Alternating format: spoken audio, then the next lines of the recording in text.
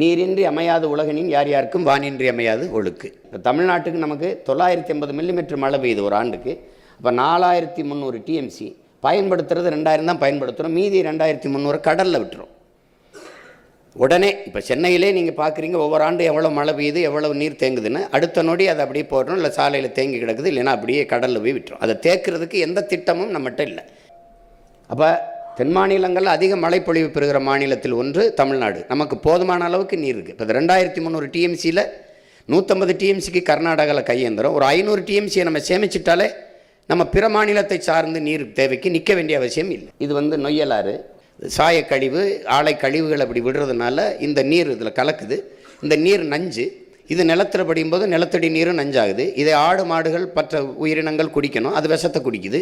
இதை பாய்ச்சி விளைய வைக்கிற பொருள் விளைபொருளும் எல்லாம் கத்தரிக்காயோ நெல்லோ அரிசியோ பருப்போ நஞ்சாக தான் விளையும்.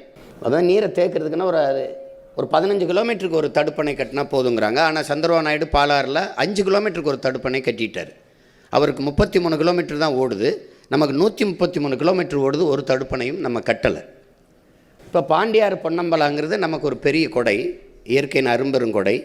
இது என்ன செய்யுது, இப்போ கேரளாவில் 6 மாவட்டத்தை செழிக்க வைக்குது. கணக்கில்லாத வெள்ளப்பெருக்கெடுத்து ஒவ்வொரு ஆண்டும் ஓடுது. அங்கே அணையை கட்டி திருப்புறோம். இங்கே போதுமான அளவுக்கு தண்ணி இருக்குது. பெரும் குழாய்கள் மூலமாக எடுத்துக்கொண்டு போய் மேட்டூரில் நம்ம காவிரி படுகையில் எங்கெங்கே தண்ணி தேவைப்படுதோ அங்கே போய் நான் எடுத்துகிட்டு போயிடுவேன். அப்போ அங்கே ஒரு அணையை கட்டி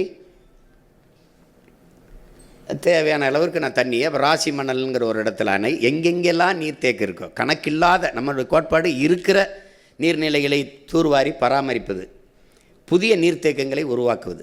அறிவை வளர்க்கும் கல்வி, உயிரை காக்கும் மருத்துவம், உலக உயிர்களின் உயிர் தேவையாக இருக்கிற நீர், இது மூன்றும் விற்பனைக்கு வந்து விட்ட நாடு அல்லது சுடுகாடு. அறிவை வளர்க்கும் கல்வி ஒரு மிகப்பெரிய வியாபார பண்டமாயிருச்சு. உயிரை காக்கும் மருத்துவம் பெரிய வியாபார பண்டமாயிருச்சு. அப்புறம் உலக உயிர்களின் உயிர் தேவை. தண்ணீர் மனித தேவை மட்டுமல்ல, உலக உயிர்களின் உயிர் தேவை. இப்போ உங்களுக்கு போத்தலில் வந்துடுது, நீங்கள் குடிக்கிறீங்க. அப்போ காக்கை, குருவி, மான், மைனா, கொக்கு, சிறு யானை, புலி, சிங்கங்கரடி, பட்டுப்பூச்சி, தேனீக்கள் இதெல்லாம் என்ன செய்யணும்னு ஒரு தடவை யோசிக்கணும். அதெல்லாம் செத்தா எனக்கு என்னென்னா, அதெல்லாம் நீங்கள் இல்லாமல் அது வாழும், அதெல்லாம் இல்லாமல் நம்ம வாழ முடியாதுங்கிற அடிப்படையை, அந்த அறிவியல் உயிரியல் உண்மையை என் அன்பு சொந்தங்கள் புரிஞ்சுக்கணும்.